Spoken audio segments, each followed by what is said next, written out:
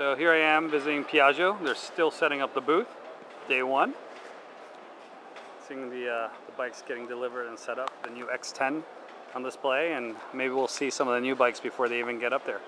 So just a preview of things to come in the next few days. Day one of Intermot 2012. Oh, the scooter maven. He travels the world in search of adventure and new scooters to ride. Each week we check in with the scooter maven. He's been from Tokyo to Moscow and back. World leaders want to meet him, celebrities want to be him, but all he cares about are scooters. Fame, money, fortune. These are not the things a scooter maven cares about. He loves scooters. Intermot, yes, Intermot, the largest motorcycle show in Germany. We haven't focused too much on this lately. We've gotten some good feedback from the videos we posted so far for 2012. And back in 2000, when I got in the industry, a lot of U.S. dealers would go from Aprilia, Piaggio. We were there with a couple Malagudi dealers back in 03. But since then, there's fewer American dealers, so let me show you some of the highlights. Kymco had some of these cool motorcycles, some naked bikes on display. I hope these come to the U.S. I could see these being good beginner bikes. Our 125cc category is totally different, but I think being four strokes, they're pretty sporty. We've seen them before. I think they should come over. But of more interest would be BMW. BMW scooters were all the rage at the Intermot this year.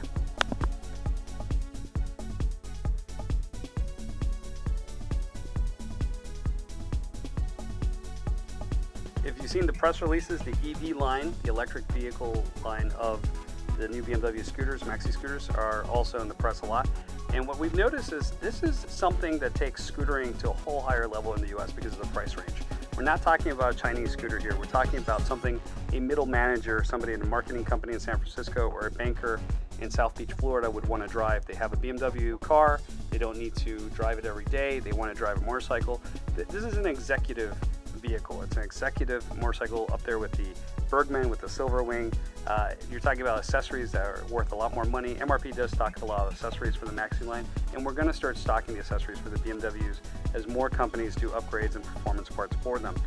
This type of clientele is not going to be haggling over $10. They want the best of the best. It's a BMW. It's a totally different scootering beast. And of course the eye candy. It's all over the show. We love eye candy. All the new models that you want to look at, this is the show to go to. And how can we talk about the show without Vespa?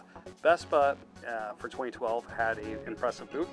Of course, it's just like EICMA. They put on a good show. Germany is one of their top markets in Europe. And Piaggio Group really didn't have anything new to show in the Vespa booth, but they did showcase their Vespa boutique corner, which I always tell stores this is a great example of what you should do. In the US, unfortunately, we walk into a lot of stores that don't have helmets, don't have accessories. All you have to do is walk in to see a Vespa boutique and understand you need clothing, you need apparel, you need helmets, you need accessories, you need upgrades.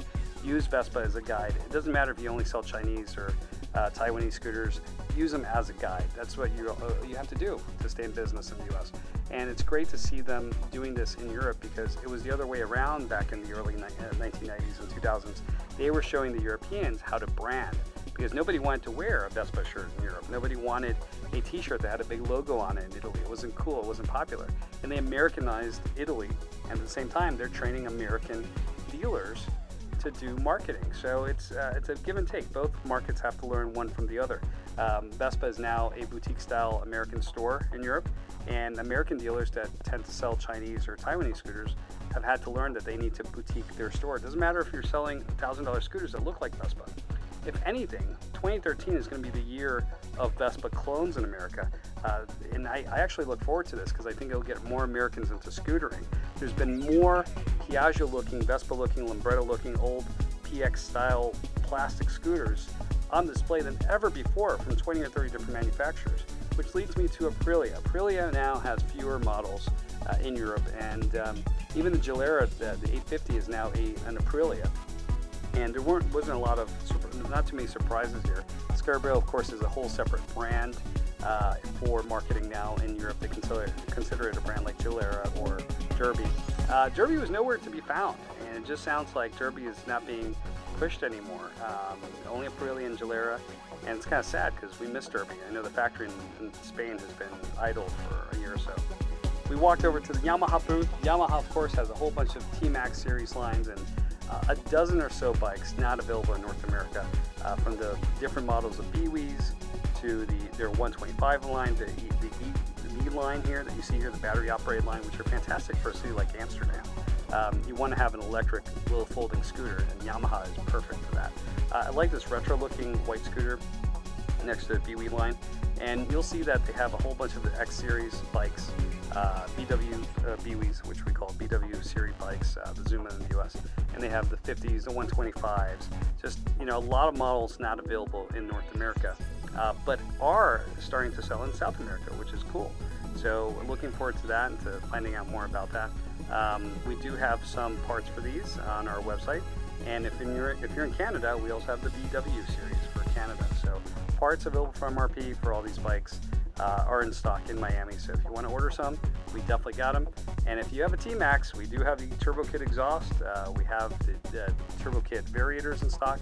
A lot of cool stuff for the T-Max, and we'll showcase some of that in our follow-up video in part 6.